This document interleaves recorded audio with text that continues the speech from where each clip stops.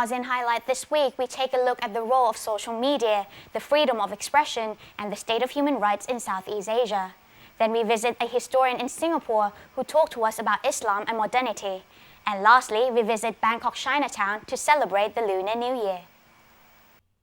Before we proceed, one of the top stories from the region this week is the convening of Myanmar's parliaments, which occurred for the first time in 2 decades on Monday morning. Under the new political arrangement in Myanmar, the new parliaments consisted of the 440 seats House of Representatives, or the lower house, 224 seats of House of Nationalities, or the upper house. Both of these are located in the capital, Naypyidaw. And there are also regional parliaments in 14 different locations across the country. The meeting of parliaments, where the junta and its allies essentially hold 80% majority, with 25% of representatives in the lower and upper houses directly nominated by the military, kickstart the process of selecting a new government for the country. According to the country's law, the parliamentarians are not allowed to carry cameras, mobile phones, computers, tape recorders, or any electronic devices into the heavily guarded parliament.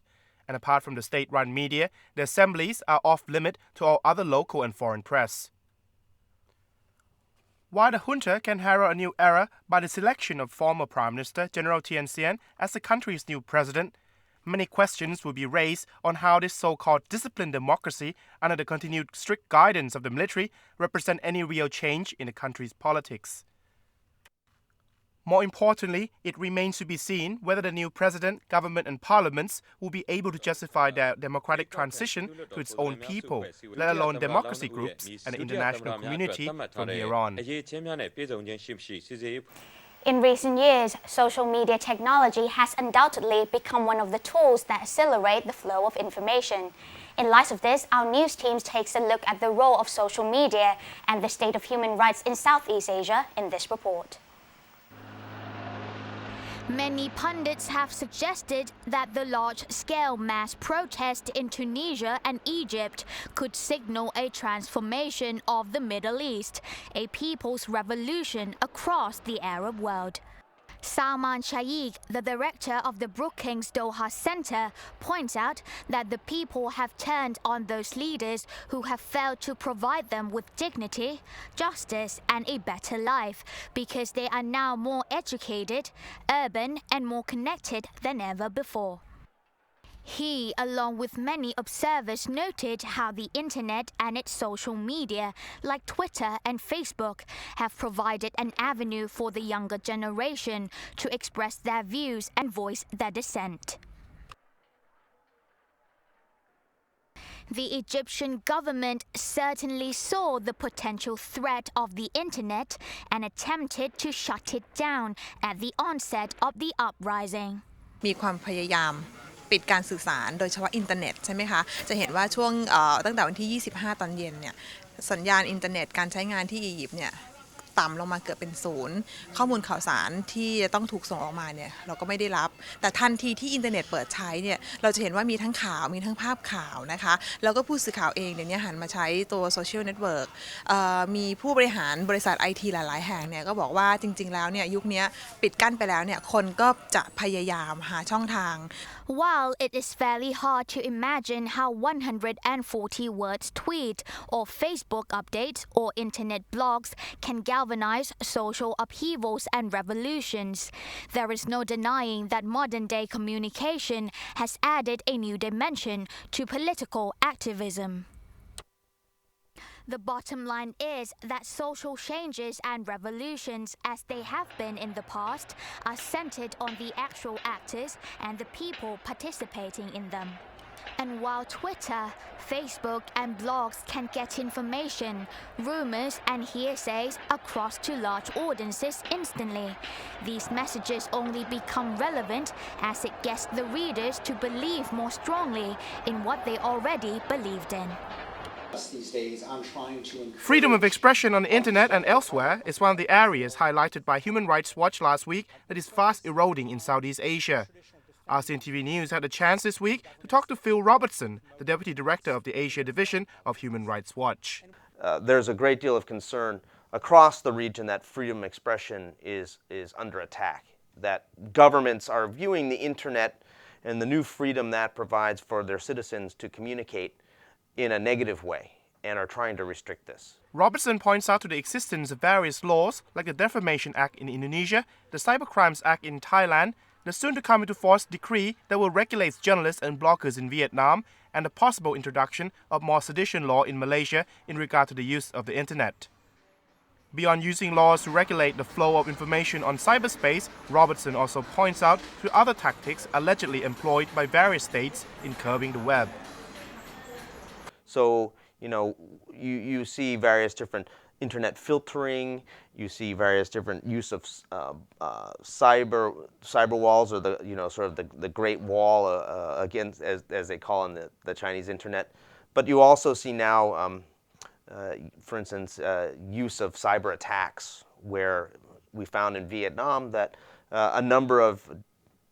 websites and blogs that were expressing opinions contrary to the government were being attacked by mysterious groups of hackers who are trying to take down those sites. And many of those site attacks appeared to be originating in Vietnam. It's not just us that was saying this, but also it was like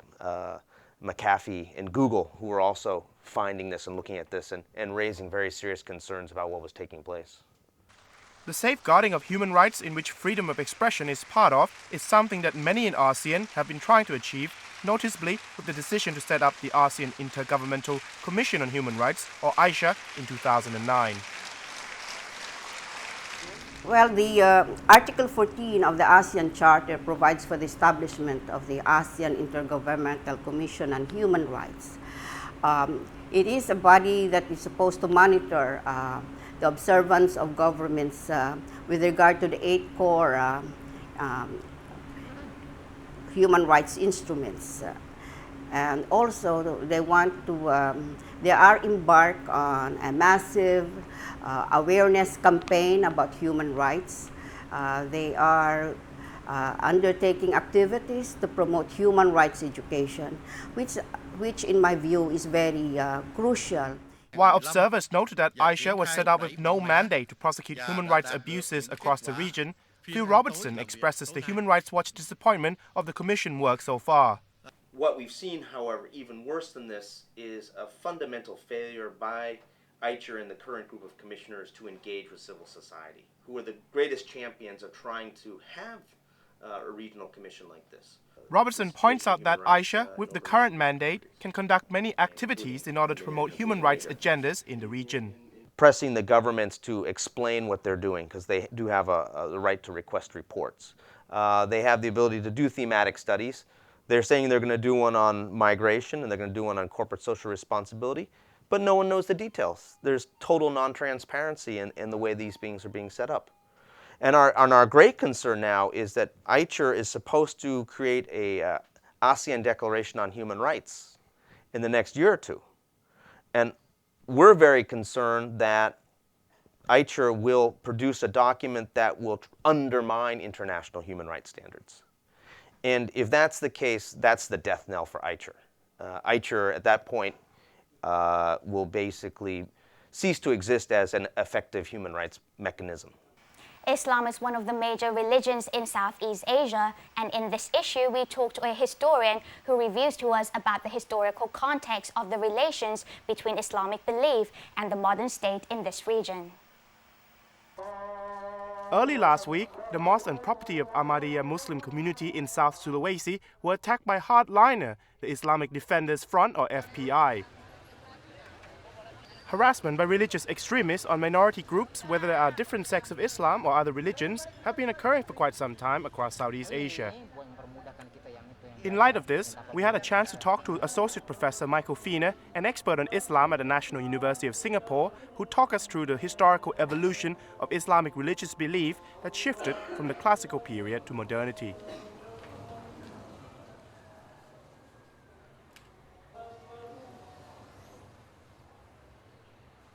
Classical Islam had set up a model in which internal differences in schools of legal interpretation, differences in schools of mystical thought, differences in schools of theology, were largely managed by strategies that chose an acceptable range of opinions rather than attempting to enforce one form of orthodoxy. If we look at the modern nation states of Southeast Asia, whether we're dealing with Indonesia and its Minister of Religious Affairs, JAKIM in Malaysia, the Chula Rajmonti in Thailand, right? That pretty much all states in the region, whether Muslim majority or not, MUIS here in Singapore, have invested considerable amounts of resources into the official state management of Islam, and to a certain degree, this included the fostering of particularly desired interpretations of Islam as being somehow the valid markers for members in the community. Understanding this historical shift reviews how the advent of modern state introduced new dynamic into religious practices and in turn codified religious belief under the management and power of the state. Another shift also occurred during modernization, which is not exclusive to Islam. But at the same time, over the 19th and 20th centuries and into the 21st, all of this is happening against a backdrop of global notions of religion itself changing. And one of the things that I really point to here is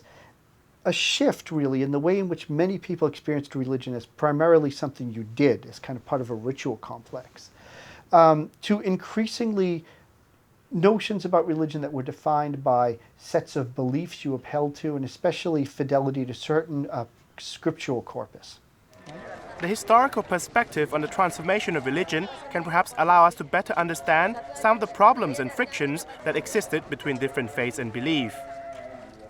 And for a region that is richly diverse in differences, this understanding could prove valuable for the forging of a common future. And to wrap things up this week, we take you to Bangkok Chinatown to celebrate this year Lunar New Year. People who are of Chinese descent celebrate the Lunar New Year this week across this region and the world, marking the end of the Year of the Tiger and the beginning of the Year of the Rabbit. Like the Chinese diaspora across Southeast Asia, Thai Chinese are commemorating the Lunar New Year with various rituals and celebration. Rituals and traditions are not lost among Thai Chinese, who on Wednesday morning flock to various sacred shrines and temples to pay homage to Chinese gods and goddesses for the occasion. Houses were cleaned and various rituals were performed in front of homes and shop houses on Bangkok Yawarat district as Thai Chinese pay respect to their ancestors and the guarding spirits. คือตอนเช้าเนี่ยล้างบ้านเรียบร้อยใช่ไหมฮะล้างบ้านเสร็จทำกับข้าวเรียบร้อยแล้วก็ไหว้เจ้าที่เรียบร้อยเสร็จก็ไหว้บรรพบุรุษก่อนไหว้อากงอาม่าอะไรพวกเนี้ยฮะเสร็จท่านสุดท้ายก็มาไหว้เฮียตีก็คือสัมภเวสีข้างนอกครับแล้วเราก็มาเผากระดาษเผาอะไรพวกเนี้ยครับ Trays of offerings are seen across Yawarat Road as many of the shopkeepers present them as offering to the guarding spirits and ghosts. The reason that we pay respect is something that we believe since our parents, that if we pay respect like this, all the people that die on the road or something like that, they might help us concern about the safety for us, or for our family, or for our children. Majority of the Thai of Chinese descent living in Bangkok are of the Teochew ethnicity, and most families have been living in Thailand for more than 3 to 4 generations since the last mass migration of the Chinese to Siam in the late 19th and early 20th century. Occasions like this provide a chance for these Thai Chinese not only to celebrate the beginning of a new year, but also an opportunity for them to acknowledge their cultural heritage as well. And that's it for ASEAN Highlight this week. And on behalf of our ASEAN TV news desk, I wish you all Gong Si Fa Shai.